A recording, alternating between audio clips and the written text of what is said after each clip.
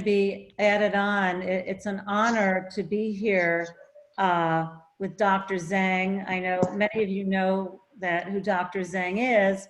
Dr. Zhang is a medical doctor, but is a modern Chinese integrative practitioner, combining the East and the West and acknowledging the importance of the integration of both. But there's a big concentration on herbology, on herbs, and I was privileged to go to him with Lyme, oh my God, a long time ago, and I refused a lot of the more serious medical treatment, and I'm lucky that it worked for me.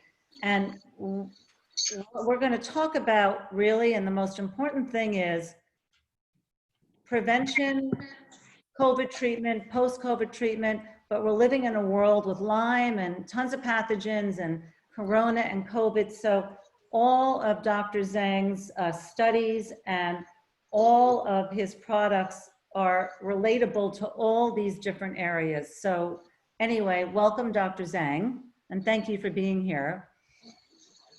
Okay, this is my second time to talk to you. I think that before we just very general talk about how we deal with Lyme disease and how to deal with this COVID-19 infection. So if you have any question about this condition, both of Lyme and also COVID-19, then I think you can raise questions. I will, because we are both, all us are learning, this is, we are still accumulating our knowledge about this new disease.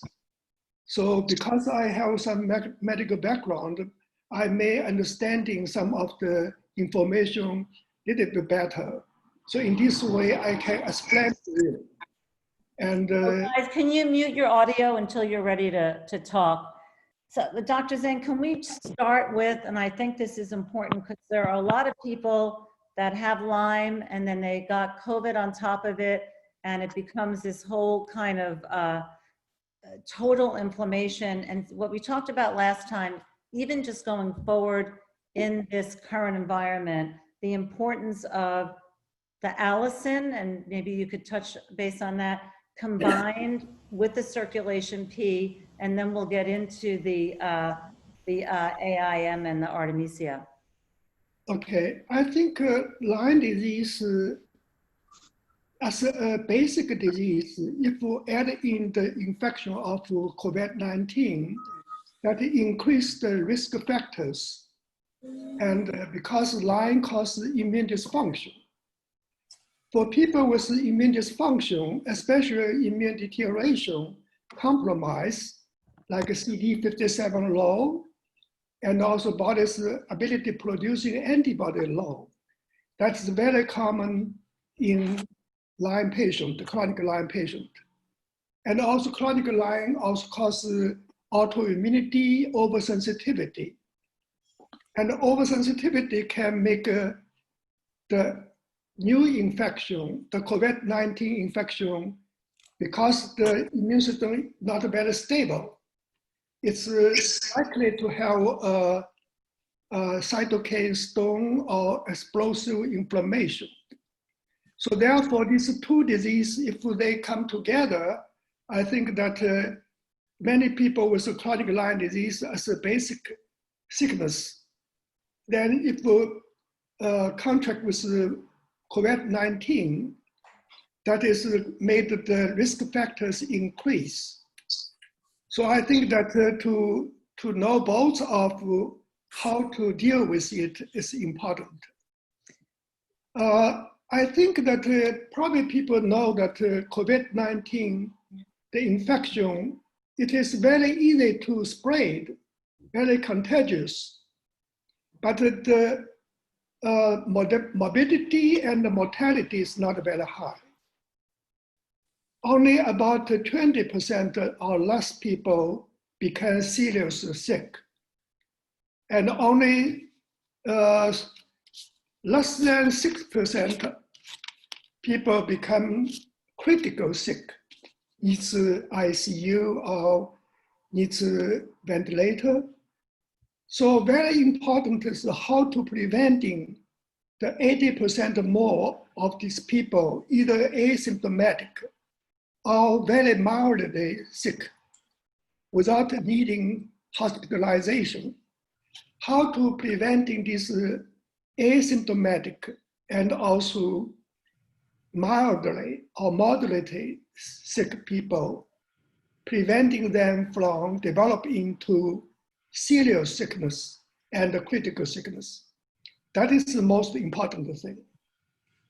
And that I think from our urban medicine and from what we have been seeing, the things happening in China, and this we can do a lot of things to protect ourselves and preventing the mild and moderate disease to become a serious and critical sickness. And before we talk about Allison, last time we talked about Allison. Allison in China, this has been there for more than 42 years. I learned it from my son's sickness, high fever. Now he's 42 years old. And I used it for treating AIDS, especially the AIDS patients' opportunity infection. I have been using it for treating Lyme disease, multiple pathogen co-infection. And recently, there's a study done in China, reported by a Professor Tang Yihong from Jiangnan University of China. Jiang means Yangtze River. Nan is the south. It's a Southern Yangtze River University. And they did, because they were mainly studying to using allicin for treating animals to preventing them to as an alternative for antibiotics. And because this pandemic, they tried to using a very primitive method in Wuhan, and just using smashed garlic, put it onto the spoon, put it into the mouth, not chew, not swallow, just smell the garlic smell. With this very primitive method, they tested in few community in Wuhan, and they find none of these people doing this catch the virus. And then they go back to the university to do the study. They find this smell, the allicin, can combining with the virus's enzyme, which the virus needs for reproducing the new virus replication. So this, the allicin combining with this enzyme stop the replication of the virus. This is why they feel that how can these people just using this very primitive method, they're preventing them from the infection. And also I think that allicin is a very simple and non-toxic method. It would be a very, I think it would be very useful. And then how to preventing the mild and moderate or asymptomatic condition to become a serious sickness. To become serious sickness, there's two mechanisms. First is the endothelial cells of blood vessel and being infected by the virus, which made the blood vessel, the interior wall of the blood vessel become very rough, inflamed, vasculitis, which causes tiny, small blood clots formation, embolus. And when these embolus get together, become thrombosis, and then they stop the sealed, the capillaries networking in the lung, with the lung cannot to exchange the oxygen and the carbohydrate that cause breathing distress. And also when the thrombosis goes to the brain, causes stroke. To the heart, causes heart attack. To the kidney, causes kidney failure. So this is a major pathology.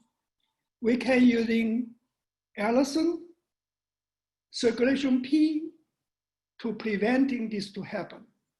So just to start, it's kind of a no-brainer at this time for everyone to be on the allicin, which is enteric coated. It's really easy to take. It's a proprietary blend from the bulb of the garlic, I think, or with the circulation P. That's kind of just like a no-brainer just to be on that, correct? Yes, I think that not only it is good for anti-infection prevention, it's a real general health support. Exactly. Allicin has a very good benefit for anti-cancer, for cardiovascular function, and lower the viscosity of the blood, make the blood much more liquidized. And has a lower our body's general pathogen load. Because our body usually we have some pathogen load we don't know.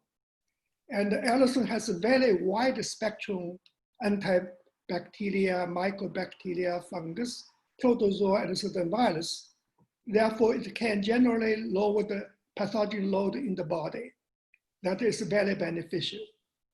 And the circulation P formula, improving the overall body transportation, open up a more networking of capillaries, provide more blood to all the organs of the body.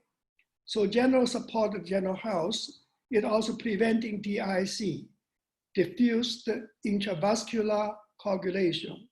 That is the main of the pathology of the COVID-19 infection caused the serious disease.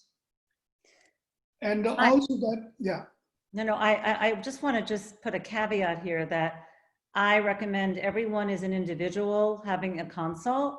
However, being on the allicin and the circulation P is safe for everybody, right? We discussed that it is very safe. But I still think that I know there are some people on this call that might also have Lyme or have other history, and that's where Dr. Zane can really kind of pinpoint other methods of treatment. But you're not going to go wrong with the allicin and the circulation P. Allicin has been used for infants. But I was going to ask, if I may, what about if you're on a lot of medications for different things? It is not much like that's a reaction with the medicine. And the only thing that using this circulation P and allicin, if we are on the blood thinner, like Coumadin, and those people may be difficult to using circulation P or allicin because further thinning the blood may sometimes cause interior bleeding. But overall, this will be not, there's no other problems. So does garlic cause bleeding? If you're on, I'm on a blood thinner, but I've started taking a lot of garlic since I heard you. That I think it's not so strong. Okay. Also that make the blood less sticky, less to reduce the viscosity of the blood. But as I mentioned before, the circulation P formula and allicin, they are improving the blood function. The blood is a liquid, but the liquid is an organ. And make the blood much more liquidized inside a blood vessel. It is the blood function. And when the blood goes out of the blood vessel, needs to be coagulated to stop bleeding. that also blood function. It is not passively because the water evaporating caused the blood become dry, become coagulated. The coagulation of the blood outside of the blood vessel is an active action. It is a part of the blood function. So circulation P formula can promoting this function also. It's a two-dimensional. When the blood inside the blood vessel, it's make it more liquidized to thinning it. When the blood goes out of the blood vessel, promoting coagulation. So it's not very severe, but for the caution, if people on the Coumadin, on the blood thinner, then we ask people to check the PI and to see whether this how the clotting factors working or not, to see how the just as a precaution. Would you, if you were having surgery, would you have to stop the allicin or the circulation P? Circulation P before the surgery, we ask people to stop for 5 days or so. Okay. And it can resume after surgery 2 or 3 days. It's promoting healing of the wound. Oh, that's good. And because it's bringing more blood to heal the wound. Circulation P formula I've been using for more than 30 years on myself. I take it every day. That make me look younger than my class. Well, actually, that's what we really, the reason we're all here is because you look so young and we all want to look as good as you. But Dr. Zhang, so for people that have not been tested for COVID, but are not feeling well, they should have a consult. But at that time, when would you add the AIM is a Chinese version of a steroid, dexamethasone, with no side effects. But there's some side effects. Oh, For the childbearing age woman, right. if it is used for longer than 3 months, can cause menstruation irregularity. So we are, as a precaution for people, for the woman with childbearing age before the menopausal. So we are not using longer than 3 months. For other people, it's okay. It's very benign. So if someone is having any inflammatory condition, whether it is a joint or allergies, like, would you put them on the AIM, or especially now during this kind of COVID time? Yes, that this one is a group of glucosides, and they in China is nicknamed as steroids, botanical steroids. It's discovered in 1970s, 1960s. It has very good effects as an alternative for the steroids. As I mentioned last time, last century, in the clinical medicine, we have 2 great discoveries. One is antibiotics, another is steroids. So if we have anti-infection substance, we have anti-inflammation, immune regulation substance, we can treat many diseases. So AI number 3, we have been using for ulcerative colitis, for psoriasis, for rheumatoid arthritis, for systematic lupus, and for Crohn's disease, and for the allergy like skin problem, eczema, or urticaria, and asthma caused by allergy. A very wide spectrum of the usage. Did you say that you use it for Crohn's disease? It's effective? Yes. And how many, do you take 1 twice a day, or? That depends on the situation. If the disease is very active, in the active stage, we're using higher dose, 5 capsules a day, 2 in the morning, 1 at the noon time, 2 in the evening. if it's in the not active stage, using 3 times a day. I can tell you a story. I have a patient, he's waiting to cut off the colon because of the ulcerative colitis, and waiting to be hospitalized. During this waiting stage, he called me. He said, anything I can do. And later on, we saved the colon. And he avoided the surgery and also controlled the colitis and ulcerative colitis. So I think this is it is very effective, especially now we can use it for preventing the cytokine storm and explosive inflammation happening in the lung, which is a major pathology of COVID-19, caused the critical sickness. But if someone has had COVID, then you would put them on this because it would also prevent that possible vasculitis and Okay, if you need me, call me. The explosive inflammation and the cytokine storm. right. The cytokine like interleukin 2, interleukin 6, and those are the cause the inflammation factors. So using this can preventing it. Because if you have this, then you quickly, and you will be collapsed down to a critical sickness, and that will become very dangerous. So you also mentioned, I'll tell you one thing, someone I knew had very bad systemic poison ivy, and she went on it and it went away in 2 days, but it also makes you feel very good. I don't know, it's very relaxing. That is because the immune system being disturbed, allergy, making you nervous. Not only just the skin problem, just the allergy. The whole immune system stood up. It make you emotionally, you don't feel stable. That's amazing. Yeah. Okay, I think everybody should be on it now.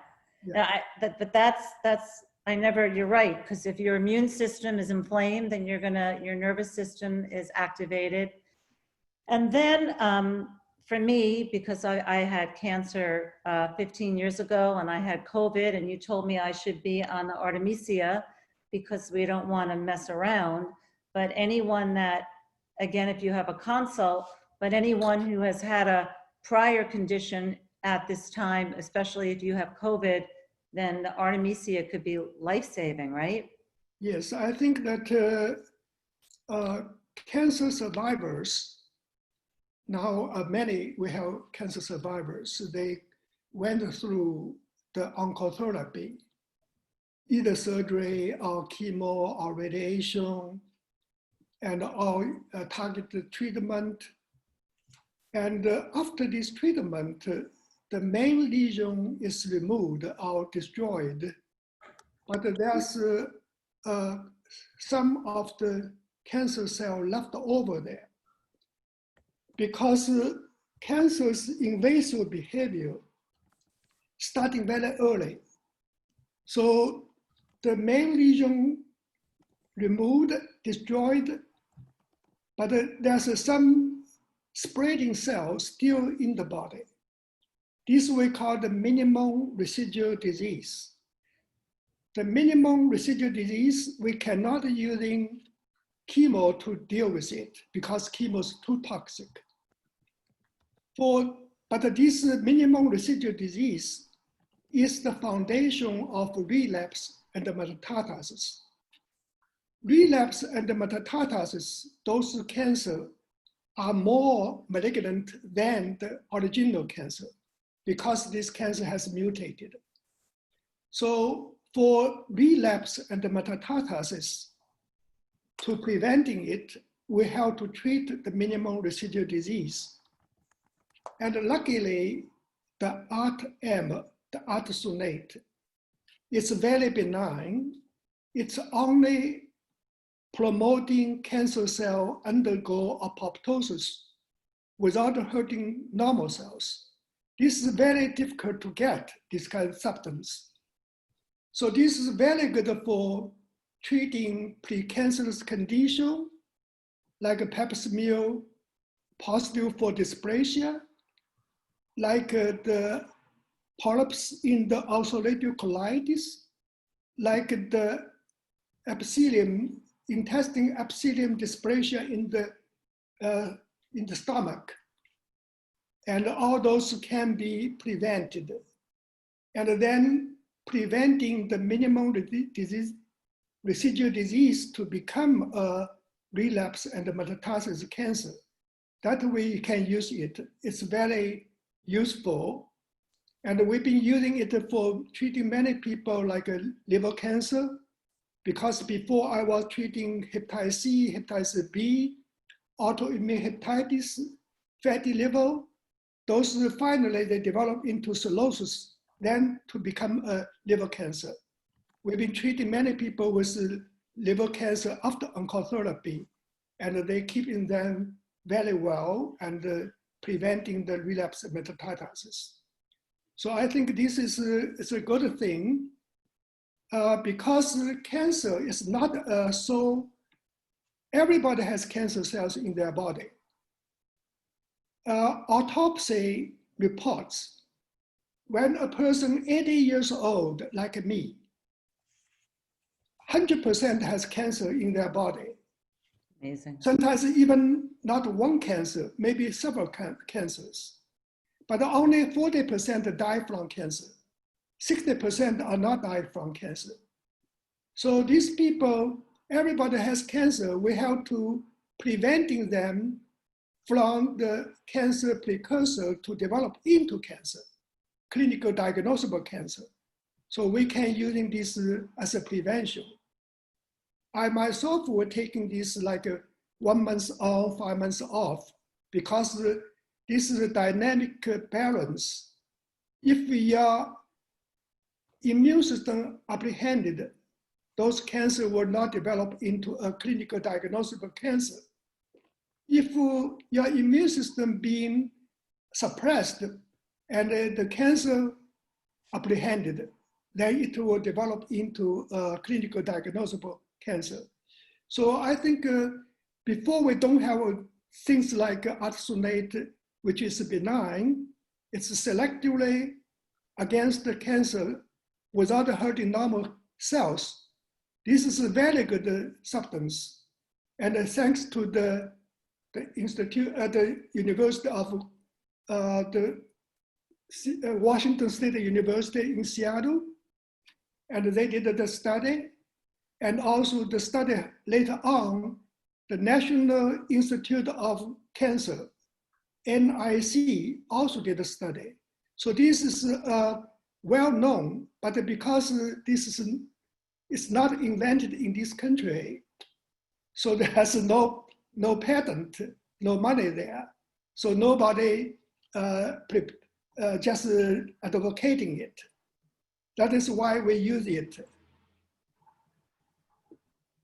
So, Dr. Zhang, you also mentioned if there's anyone on this call that doesn't have COVID, but if you're diabetic, if you're overweight, if you've had cancer or cardiovascular issues, this is a time to go on to actually have a session with Dr. Zhang, but at the very least to go on some of these protocols that we discussed. And I think we're all kind of battling one thing or another, just trying to keep our toxicity level low and our immune system stronger. So I just wanted to open it up for a second. If anyone has any questions, any personal questions, or before we go in a different direction. I have one. Can you hear me? Sure. Hi, Hi, Thayer. Dr. Zhang. I'm Thayer Barkley. How are you? I was diagnosed with Lyme disease well over 25 years ago, and I found out I had it by waking up with Bell's palsy. And I don't remember the treatment I have, but I haven't had any treatment since then. But I do notice that I do have a lot of inflammation, have a lot of body aches and things like that. So what would you suggest? I mean, I'm going to do a consultation, but in the interim, before I get to you, with the Circle P and what was the other things called, Barbara? The Allison. The And Allison. probably, I'm sure he's going to add some more onto that poo-poo Right. club. And I noticed my body holds a lot of weight, even though I don't eat a lot, but I carry it. So I don't know if that's part of the inflammation or what's going on, but my body feels out of Well, balance. actually, Thayer, if you had Bell's palsy, a good question for Dr. Zhang is also how that could, you don't seem to have it now. Well, I still have it. Like my right side of my face still droops, like when I'm really tired. So it doesn't move as fast if I get upset. And It's still- actually, her knee is very bad, which the AIM for the knee would be great. So now that I've just diagnosed you, go ahead, Dr. Zhang. I think that for the disease, different medicine approach, the Chinese medicine approach to the chronic Lyme disease is supporting the good, eliminating the bad, Okay. eliminating the evil. And the disease is two sides. One is a pathogen invading the body. Mhm. Another is the body to develop disease, which is the soil of the environment, the terrain of the disease. So if we make the body stronger, and the disease, probably the cause of the disease, response to the treatment, clinical outcome is different. Okay. Like we living in the same environment, many people take exposure. Some people not sick. Mhm. Some people just have very mild sickness. Some people very sick. Mhm. Why? This is because the determination how disease happen or not, how good to respond to the treatment, how good is the prognosis is determined by the body, determined by the terrain of the disease, not the pathogen. So conventional medicine only focuses on pathogen. Mhm. It's wrong. Right. We have to focus on the body's immunity, which is the defensive power. General health, a healthy body can heal itself much more effectively. And the Lyme is a very complicated disease, chronic Lyme disease, multiple pathogen co-infection, not only bacteria like Borrelia, Bottonella bacteria, and the protozoa, Babesia, and the mycoplasma, and also virus. So only using simple way, using antibiotics to suppress the infection cannot solve this complex problem. Multiple pathogen, multiple body system involvement, multiple pathology, multiple complications, very wide spectrum symptom pattern. This kind of very complex condition, we can only using Chinese medicine's multiple target regulatory treatment. Okay. Instead, single target suppressive treatment. Right. And the single target suppressive treatment given by the conventional medicine, because they believe they have very strong external intervention. They try to do the job for you. Mm. But really, the job can only be done by, by your immunity, your defense, by your general health, under the help of anti-infectious substance. Okay. So this is a different philosophy. We believe anti-infection, get rid of infection, this job can only be done by you. We cannot do the job for you. Right. Therefore, we have to do anti-infection, immune regulation, general health support, treating the complications, symptomatic treatment. In this way, we can solve the problem. Just using anti-infection alone will not solve the problem. This is a different philosophy. So different philosophy leads to different protocol design and leads to different clinical outcome. So I think that is why we need to combining, integrating Western medicine and Chinese medicine. Chinese medicine provided a very good guideline, the principle. Western medicine provides the scientific facts. What is the pathogen? How does the pathology, pathophysiology in the Lyme disease? What the pharmacology can treat it? That is what we're using to put them together. In this way, we can do much better job than only using antibiotics alone. Mhm. Antibiotics is not, this is a dilemma for the conventional medicine. The Infectious Disease Society of America, they are the main infectious disease society. They have most of infectious disease specialists. They deny chronic Lyme disease. They think that your lingering problem is so-called post-treatment Lyme syndrome. That they deny this persistent infection. That's wrong. But they have one thing they said good. Long-term using antibiotics make more harm than good. That's right. That's true. Mhm. Another group is called the International Lyme and Associated Disease Society. Mhm. And they acknowledge chronic Lyme disease, persistent infection, but they want to using long-term antibiotics. Antibiotics are not designed for long-term use. No. For a few weeks is good, not for months or for years.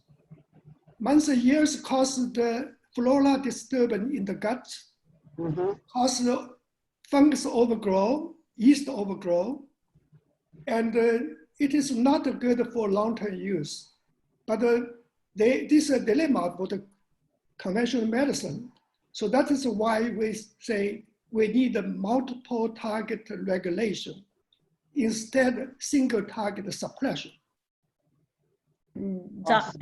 Thank you, Dr. Zhang. But Dr. Thank Zhang, I have a question. You recommend B3 to a lot of people. I just wanted to know what you thought about that. And also, what about taking extra zinc, because this virus apparently hijacks the zinc? So can you just talk to us about the B3 and the zinc? I think that this is also, we think that how to deal with disease. Disease is happening in the body. We have to make the body strong. And the conventional medicine, they isolated the disease from the body. And the Chinese medicine believe the disease part of the body is one of the elements of the disease, the body. So disease part will affecting the body will affect the disease part. We cannot isolate the disease from the body. So therefore, we have to make the body strong. And vitamin B3 is also called niacinamide or true niagen, or called NMN. And this is a precursor of NAD+. NAD+ is also called coenzyme 1. Coenzyme 1 is our body's cell organ, mitochondria, used for producing energy for cell functions. So when the cell function getting better, then your whole body function getting better. It also can correct the DNA mistake caused by age, caused by disease, caused by radiation.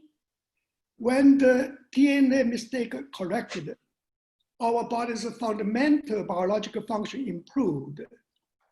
It also increased the sensitivity of insulin, make our body's utilization of the energy much more effective. Very important part, especially for senior people, it is slow down aging. Oh, so that with the circulation P is like a slam dunk. That's the vitamin B3 and this precursor of NAD+. And the researcher in Harvard, his name is David Sinclair. He's a professor of biochemistry in Harvard. He himself took it for 1 year. His biochemical, biophysical markers were 10 years younger. Are you taking it? I took it for more than 2 years. It made me can working longer hours, can walk longer distance, can swim in longer distance. So this is a very good. I can tell you, we introduced it to one of our friends. Sorry about that. And we introduced it to one of our friends. She has a stroke. And for 2 years, she cannot read, she cannot write, she cannot pronounce the whole sentence, only a few words. She lost the smell, lost the taste. She cannot walk. And we're using this, she's over 70 years old. And we introduced her to take it. She took it for more than 1 year. Now she can write short notes to us. And she can walking for about 1 hour. Her smell, her taste come back. So I think this is a very good substance. We've been seeing very good effects in elderly people. So for the seniors, this is really very important and a very good substance to take. It is very benign. It also can lower your cholesterol level, lower your triglycerides level. It's protecting your cardiovascular function also. Do you take 1 a day or 2 a day? The ability of our body processing the NAD plus precursor is 3,000 milligrams. And vitamin B3 is one of the version is 500 milligrams. So we take one twice a day, is 1,000 milligrams per day, which is way in our body's capability to process it. So I think that this one, but you be careful when you buy the niacinamide. Yeah. There's 2 kinds. One kind can cause flashing, which just like allergy-like a problem. The whole body turns to red. That's very uncomfortable. So avoiding those versions. Take flashing-free, non-flashing version. But Dr. Zhang, you're the one, you sell this B3, and that is basically instead of the True Niagen, right? So isn't this your version of the True Niagen? We carry it is just for convenient for our patient, because this is not our products. So we just, because people, they probably don't know, then we carry it. But do you also carry True Niagen? We carry 2 kinds. One is True Niagen, one is Niagen. B3. But how do you know which one to take? Which one do you recommend? I think these both of them are very inexpensive, no copycats, and they can have very good effects, both of them. So that doesn't matter. It is very inexpensive and also very good. Sometimes not things are very expensive would be good. Yeah, no, I know. I just don't know which one, like which, do you recommend a different one to a different patient depending the True Niagen?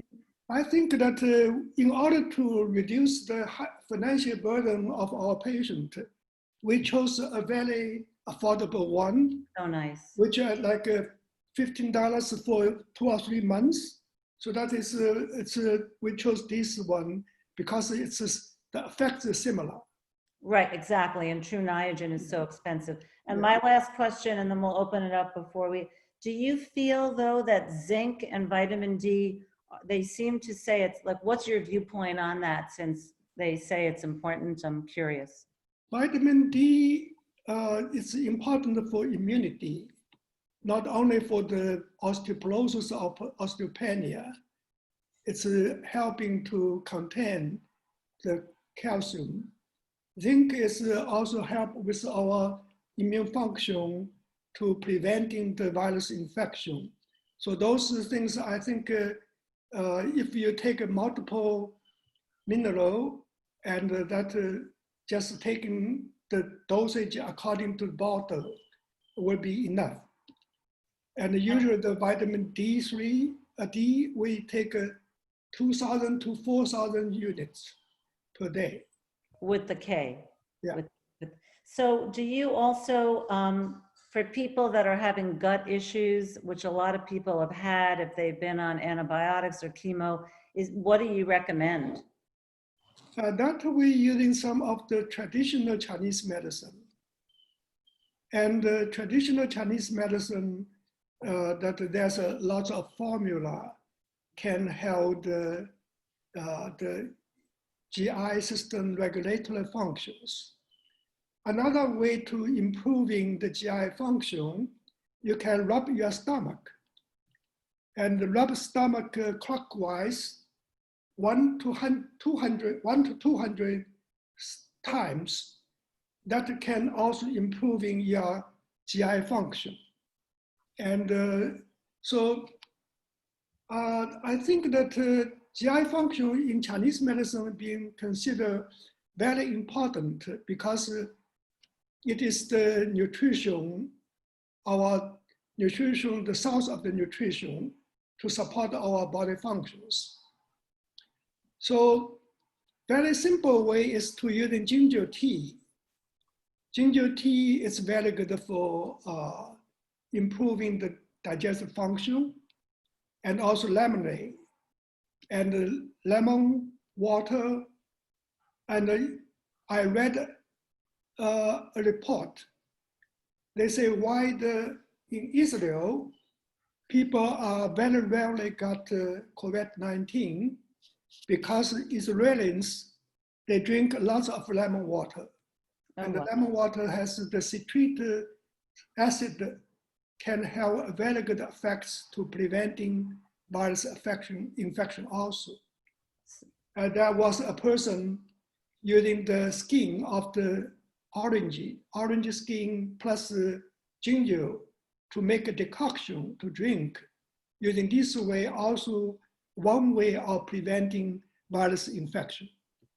So it's like nature's pharmacy is everything that you're using to heal us. So before we just end with questions, I just want to give a little summary that it's a very easy, very reasonable protocol for prevention. And then depending on your history or if you feel you have COVID, I would just have this stuff around so you can empower yourselves to be able to treat yourselves and not to panic. That is what's so important. And Dr. Zhang is making everything so available and affordable. I put Elaine's number up there. That's how you book the appointments, but we could open this up to any questions now while we complete the hour. And anybody? Can you put her number up again? Yeah, sure.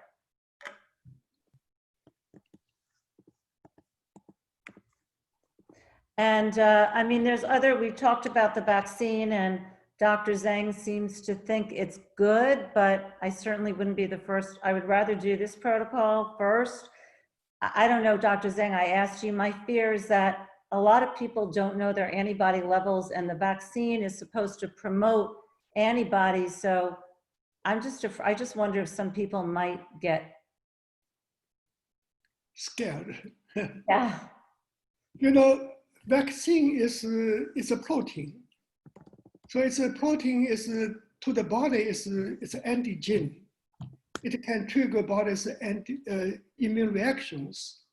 So there's some reaction to the vaccine. It's very normal. Without this reaction, the vaccine won't work. Only this reaction can promoting our body producing antibodies.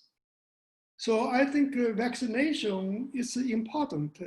That is why we get rid of the smallpox. And without the vaccination, the smallpox were very dangerous. Measles, also with the vaccination. Hepatitis B, we're also using vaccination. Without this vaccination, we cannot control those diseases. So vaccine is important. Don't scare. My whole family, we do this every year for the flu vaccine. You I take think the flu that vaccine? is useful. Really? I thought that it has all of these stuff in it that's not good for you, or That like polio, if we don't have vaccine, the polio is a big problem, you know? So vaccination is a very good invention of our medical invention that is very important for protect ourselves. So don't scare for vaccination. but like, isn't the Allison, or isn't all of that enough? Like why, I think it's great you're saying this, because it's not really what I thought you would say, but you would say to do both? I think that if we have more method to preventing a disease, that is better than just one single method. Yeah, There you you have go. more way to That's- protect you have more way to treat it. And so that would be a better, we can have the choice because no treatment 100% effective. In the world, no single method can fit 100% of the population. People are different. Some people response to the treatment are different. So majority may responding well. This is we call the normal distribution. But there's maybe 95% people within the normal distribution. But there's a possibility 1% of people are not respond. That is out of the normal distribution. So I think that is why we have more method, we have better being prepared. Thank you so much. Does anyone else have any question? Well, thank you so much. I just really encourage everyone to call Elaine. I put her number up there. It's kind of, it's simple. That's what I like. It's scientific and effective, but it's not a whole big, it's not overwhelming. And Dr. Zhang has done so much research. I think that right now, we don't need to be too panic because with the knowledge accumulate, with the more knowledge we acquired about this pandemic, we have much better chance than before. So if you want to see some of my notes about learning of the COVID-19, you can watch my blog. My blog is LD, stands for Lyme disease, and AND, and MCM stands for modern Chinese medicine. So LDANDMCM.com. And that I will put all my reading, the reading notes, and on the blog. So I think with time, we have more knowledge about this pandemic, we have better chance. Okay? Thank you, Dr. Zhang. We all are so incredibly grateful. You're amazing. Yes, thank you so much. I love listening to you and I love all the things that you say because I love medicine. So thank you. Thank Okay. you. Thanks, everybody. Thank you. Yeah, Thank bye-bye. Bye-bye. God bless. Thank you. Thank you, Barbara. Thanks, guys. Bye, darling. Barbara, thank you. Thank you so much. Love you guys.